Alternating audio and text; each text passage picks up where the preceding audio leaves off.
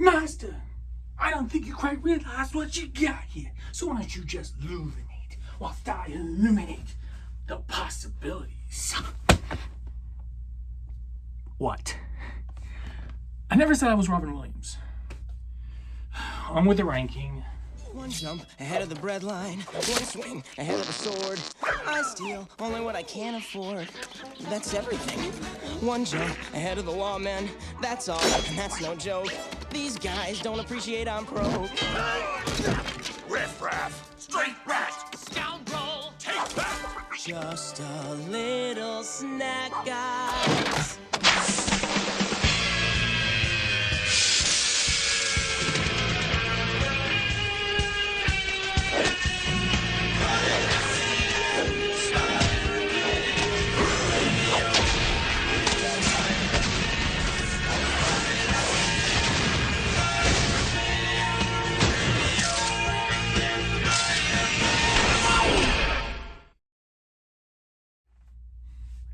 As the intro said, welcome to the year of the spider and the street rat.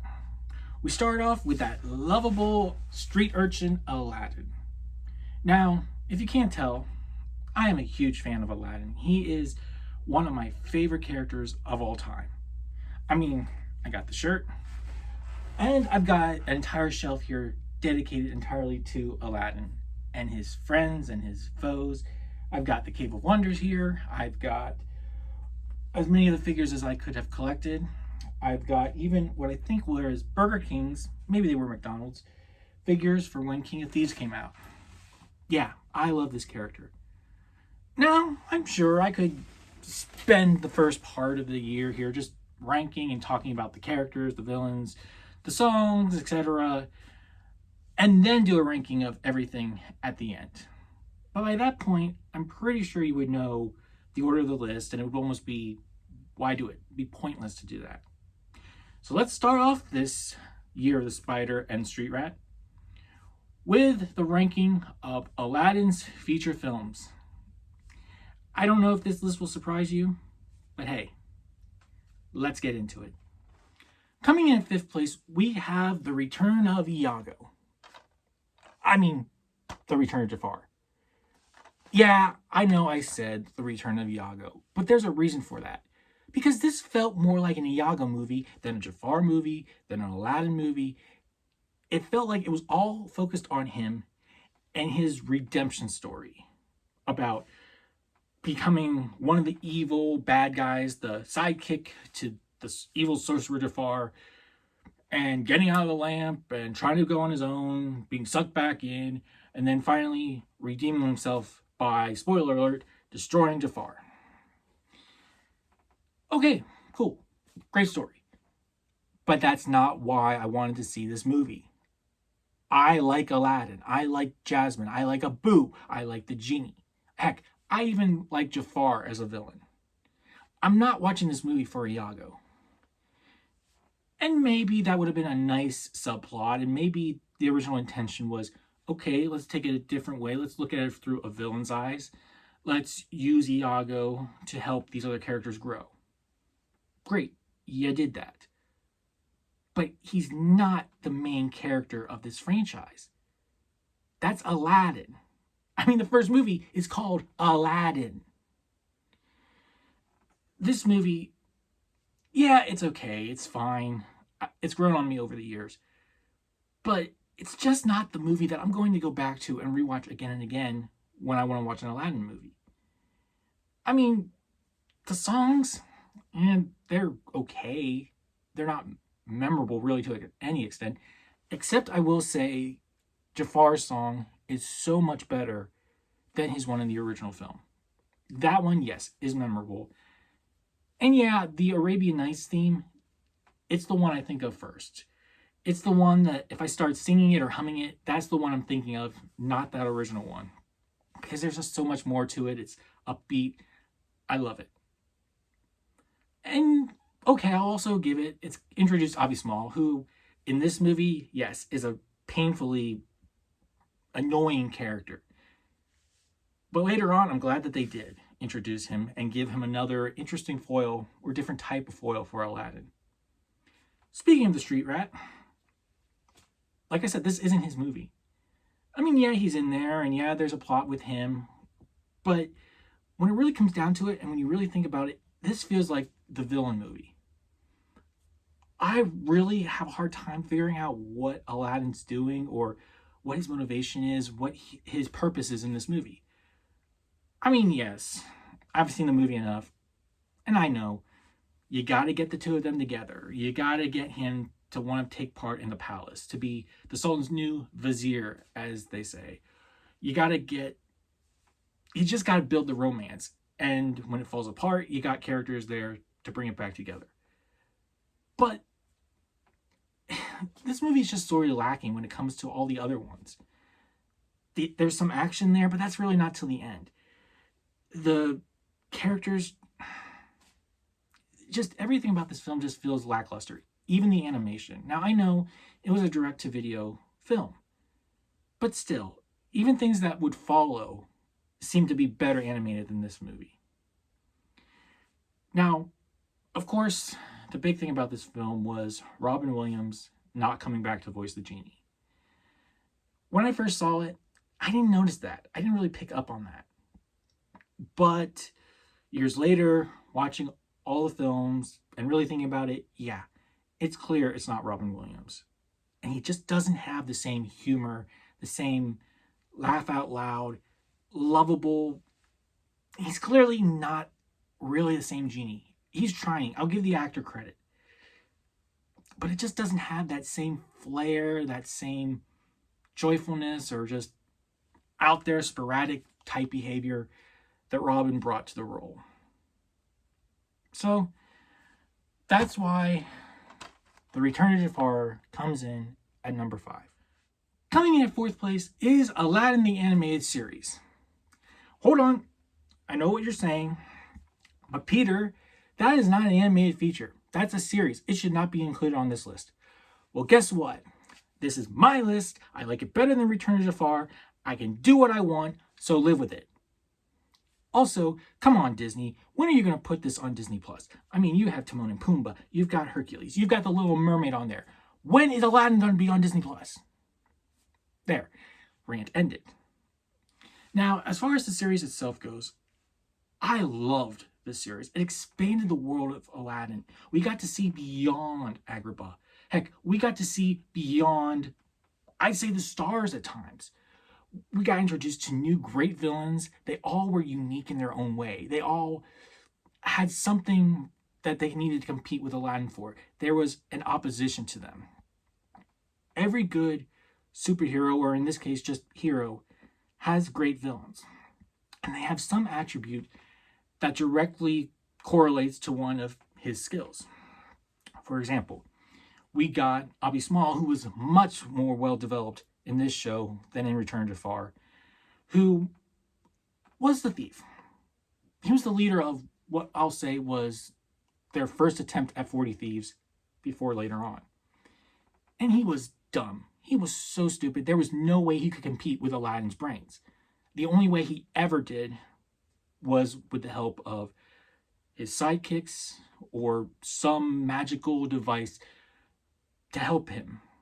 It was never him physically, never him mentally taking on Aladdin.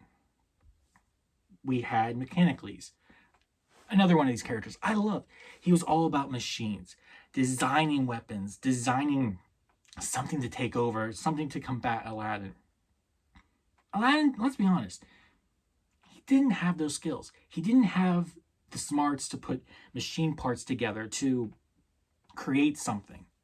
But what he did have was street smarts and smarts of how to use certain things against other people, how to take everyday objects. He was a MacGyver of sorts. He didn't need machines to beat people. All he needed was his brains, his friends, and I'm sure he could have taken some sand and beat Mechanicles. Okay? Mosenrath, another one I love. You know what? I love all the characters from this, especially the ones that kept coming back. Mosenrath, you had magic to fight magic. Yeah, he was a sorcerer. Aladdin wasn't a sorcerer. I mean, he'd taken on Jafar and won. but he had a genie. So you had dark magic, corruptible magic, versus good, light magic. That was a great thing. But in that magic category, you also had Mirage.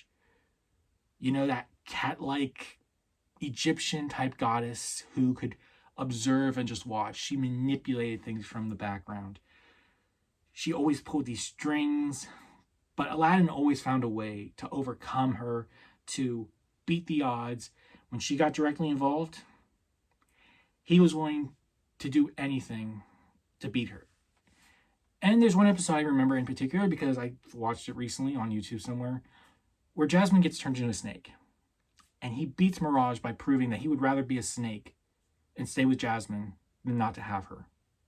These are all characters and villains that are just so unique, so creative. They expand the world. And I loved every single one of them.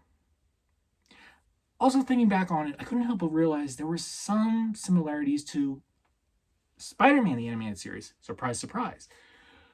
There was, I can't remember his name, but there was like this blind, all-seeing character who was always on the side of Aladdin and usually went up against Mirage.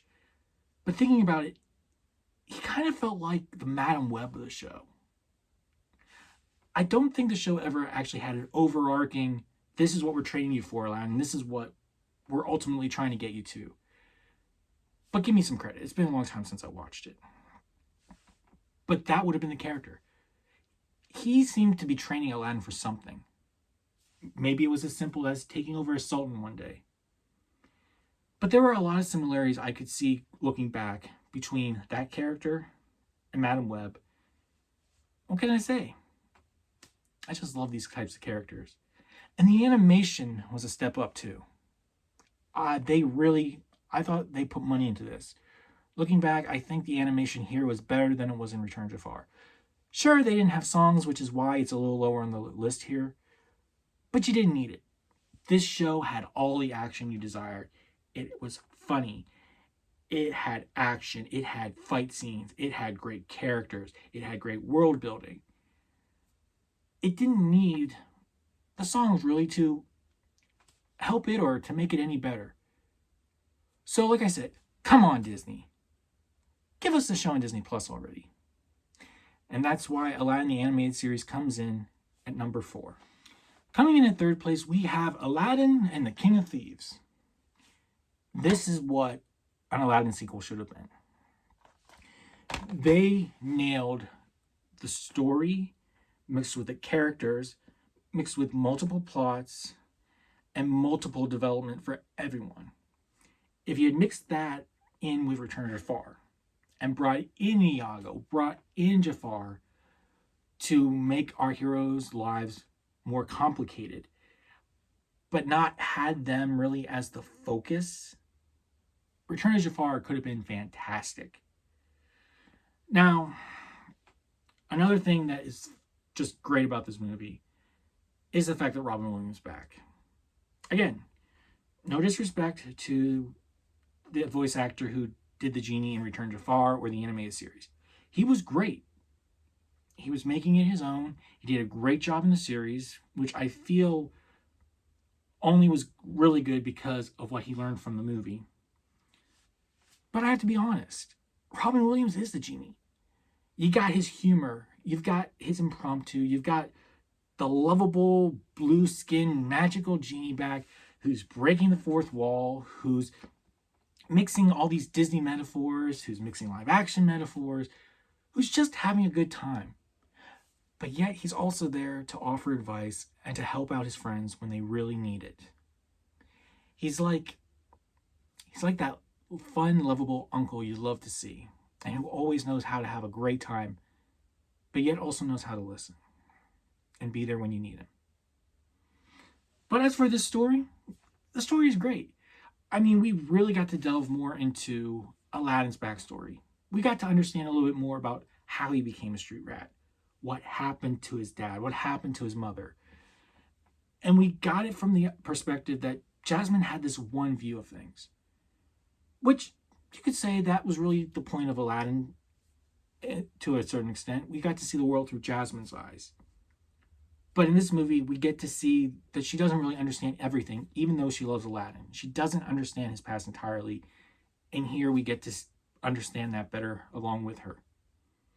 The songs are also much better than Return of Jafar. They're upbeat, they're engaging. And even the soft, moving songs are memorable, they're great, and they do move you. There's a purpose to them. The villain songs, fun, upbeat, but yet they can be serious. And the MacGuffin, the Hand of Midas. Sure, it might sound dumb. Maybe on page it might be like, okay, what's the big deal? But it works. It works for this movie, and it gives you a point. It shows you that, everyone's after money and everything. But is that really the best treasure in the world? Okay. I got a little philosophical there. Or as the genie said, getting out of video experience. But the truth is, Aladdin the King of Thieves was great. The story was solid. There was good action. There was good love moments. Good villains. It had everything you wanted from an Aladdin sequel. And honestly, I could watch this one again and again. So that's why Aladdin the King of Thieves comes in at number 3. Coming in second place is Aladdin 2019, the live action film. Now going into this film, I had to prepare myself because when it came to live action remakes, Aladdin was the one that I was going to be the most skeptical, the most specific, precise about, because I just love this character. I needed to make sure that this film, that they kept primarily the essence of the original, whether it came to characters, songs, just how the movie and the story moved on its own. And then there was that part of me that needed to look at it as, it's just a new movie. Just how does it move? How good is it as a film itself? And I have to say, it was actually pretty good on both accounts. When I distanced it from the original, it was fantastic. The biggest problem I had with it was that I hate snakes so much. But I love in the original when Jafar turns into a snake, because to me that's one of the key pivotal moments. And they didn't do it in this one. They didn't do it on the Broadway show either, but I just didn't understand why they didn't do it. That didn't make sense to me. But the movie as a whole, I thought was great. Guy Ritchie was able to maintain the spirit of the original. He kept everything I loved about the original, from Aladdin's cockiness to his agility to his lovability. Just everything that makes Aladdin a great character was there. Jasmine, he actually expanded. To me, Jasmine didn't really do much in the original. But here, you really get to see things through her perspective. She grows as a character. You see her develop as a character, as a human being. You see what she's going through, what's going on in her mind. And you know what? I like Jafar. I thought it was fine. I thought he was a good, evil character who he wanted to work his way up, and he didn't think that the Sultan was good as a job. And then you got Will Smith as the genie. Yeah, I was one of those that was poo-pooing him originally because I'm like, I want him blue. And I thought he looked pretty good. He brought a new dynamic to the character while remembering what we love about the original Robin Williams Genie. But he brought new stuff to it. He brought a new perspective to it. There was a real bond of friendship between him and Aladdin that, yeah, it was there in the original, but it just didn't seem as clear as it did in this film. The songs, fantastic. I like that they were updated. I thought they did a great job with it. I thought they weren't going to have Abu or Raja in this film, or even Iago. So I am so glad they did, because it might seem small to some people, but Raja, Abu, Iago all play big parts for me when it comes to Aladdin. There is no small character in this film. This is definitely one of those remakes that they nailed. I don't care what anybody says. You got to check this film out. It's fantastic. It's not quite on par with the #1 film, but I don't think anything ever will be. And that is why Aladdin the live action comes in at number 2.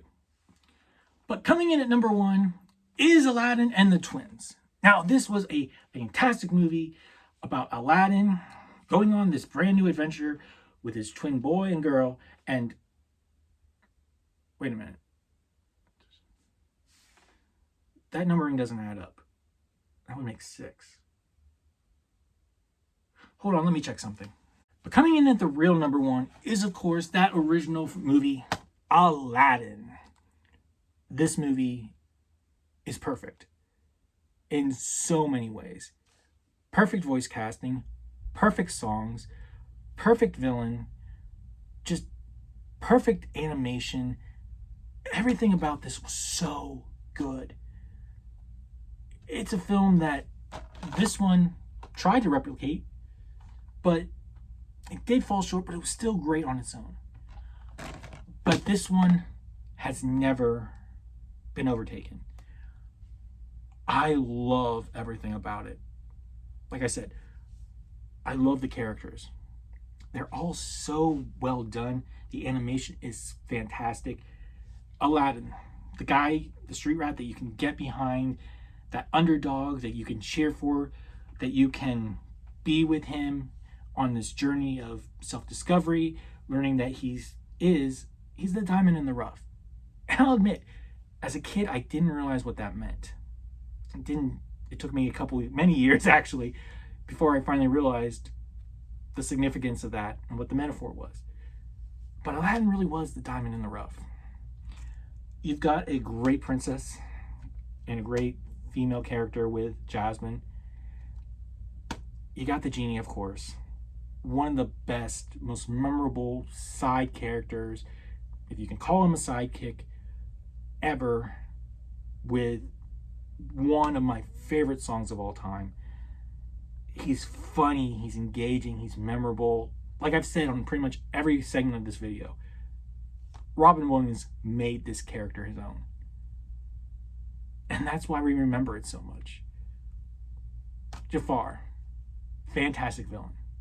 Now, I will admit, I'm about to say one negative thing. When it comes to Disney villains, he might not be the best villain of all time. He might not even have the best song of all time.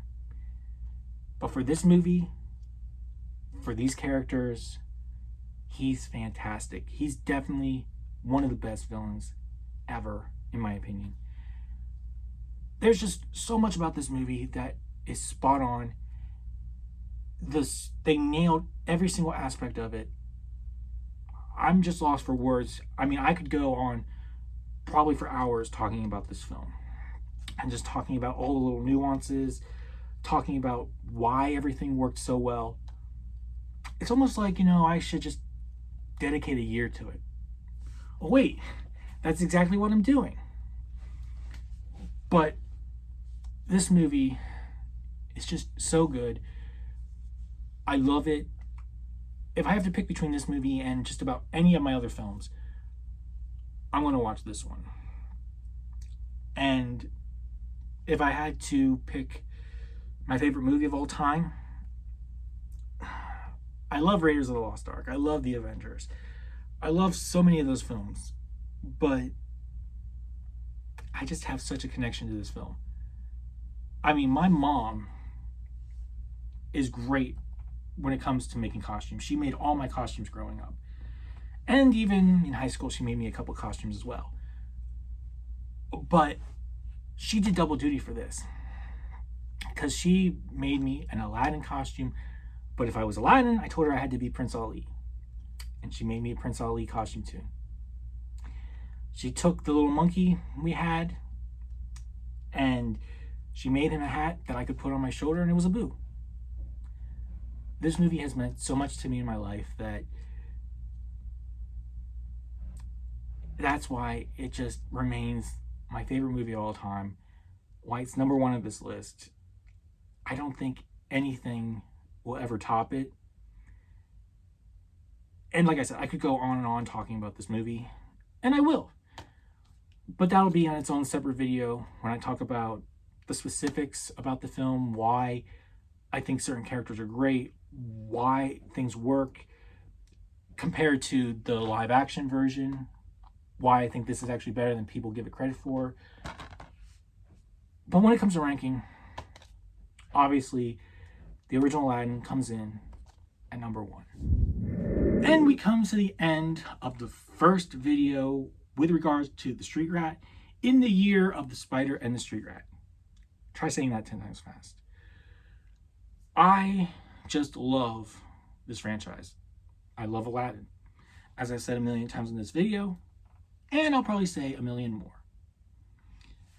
And growing up, you know, it might have been just the songs. It might have been the action. But over the years, I've come to appreciate this film much, much more.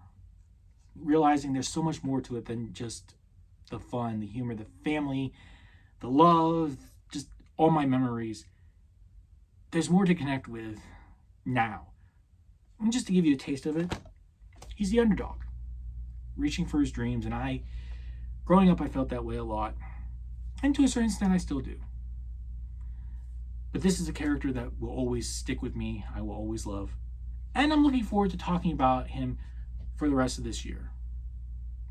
Whether that's touching on the movies individually and doing more of a deep dive, talking about characters, talking about the songs, even talking about the deleted songs.